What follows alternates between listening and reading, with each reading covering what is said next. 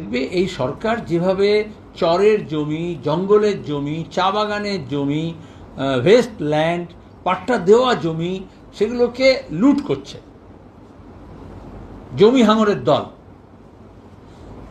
সেখানে এই ধরনের বাজারে বা বস্তিতে, ঝুপড়িতে, দোকানে যখন আগুন লাগে তখন প্রথমেই এই সন্দেহটা দানা বাঁধে।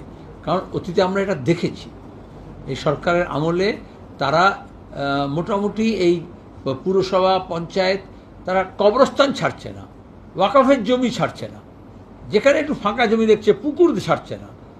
এই ইস্ট ক্যালকাটার যে রামসা কনভেনশনে দেওয়া আছে, ইস্ট ক্যালকাটার যে ওয়েটল্যান্ড সেটা ছাড়ছে না।